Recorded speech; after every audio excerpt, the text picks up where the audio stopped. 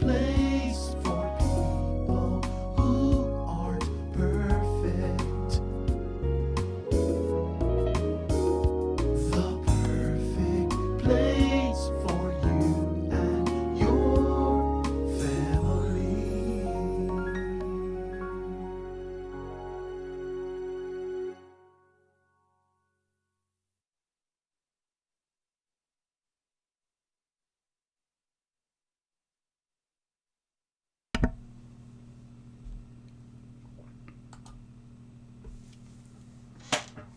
Well, good evening, and welcome to St. James Family Worship, the perfect place for people who aren't. I thank God that you've taken the time to be a part of this devotional review tonight here at St. James Family Worship.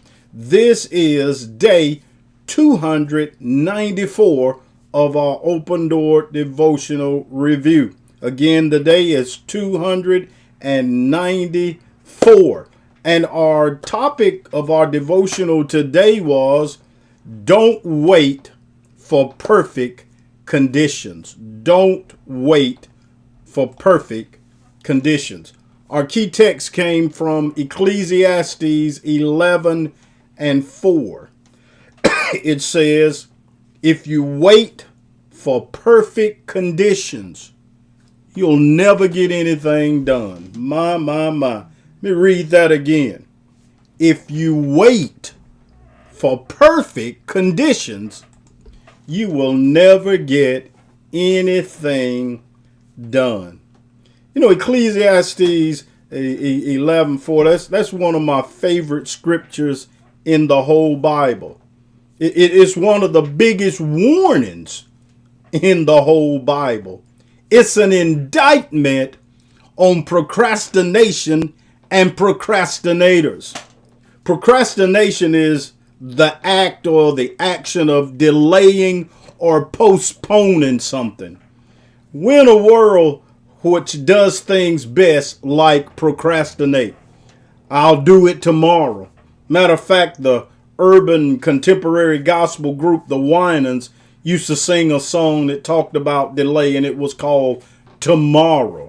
And it was talking about how people put things off till tomorrow, especially their salvation. I'll do it tomorrow. I'll get saved tomorrow. You know, tomorrow is not promised to you. Procrastination is the death of dreams and visions. I'll say that again. Procrastination is the death of dreams and visions. Our text says, if you wait for perfect conditions, you'll never get anything done. I heard a lot of talk in church. I've been in church ever since I was born, basically. My mama had me in her arms in church. My mama took me to Sunday school, took me to church. And I've heard a lot of talk in church over the years about perfection. We're going to do it, but we're going to do it in perfection. Whatever we do, we got to do it in perfection. Until it's perfected, we're not going to do it. That's about like churches that always have a building fund program. They raise the money for the building fund every Sunday. And 5 years later, they still raising the building fund money. And no building is being fixed or built. Nothing is being done. Procrastination.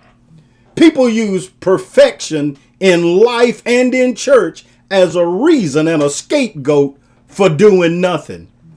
Perfection can kill every dream you can have. The phrase, I'm going to perfect it first, is like a stake in the heart of a vampire. It's a death sentence. Perfection can be your greatest enemy to success. I'll say that again. Need to say that with my chest. Perfection can be your biggest enemy to success. While you're perfecting stuff on paper, other people are out making paper. When vision and ideas come to you, if it's an authentic God vision or a God idea, it will take a lot of time to perfect it. The reason is we don't have sufficient information to begin with when God gives us the vision. God shows us the end of the vision, but you got to start at the beginning of the vision. Therefore, it's not possible to start in perfection. Let me give you some wisdom. You start where you are. You start where you are. This idea of I will do it in perfection often stops us before we even start. If you'll start where you are, you will become better at whatever it is you're trying to do. 6 months later, you'll even be better. A year or 2 years later, you may have perfected it by then. But just like our key verse says, if you wait for perfect conditions, you'll never get anything done. You won't even start. So don't fall for the trap of perfection. It will trap you into mediocrity.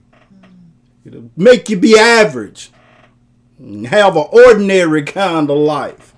So get up, size up your vision, size up your goals, put together a plan, write it down like Habakkuk said, write the vision, make it plain, write it down, make it plain.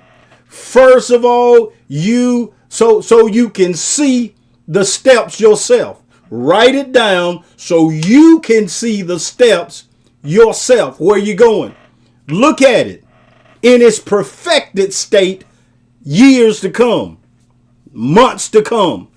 Look at it now. Look at your steps. Look at the perfected state, what it's supposed to be when it's perfected, which will be at the end of it. And get started by faith now. Now faith is the substance of things hoped for. Faith is putting your hopes, your dreams, your vision into action.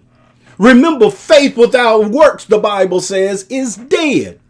So if you keep waiting for perfected conditions or conditions to be perfect before you start, your dream will die stillborn in the womb of perfection. God bless you and God keep you is our prayer for you tonight.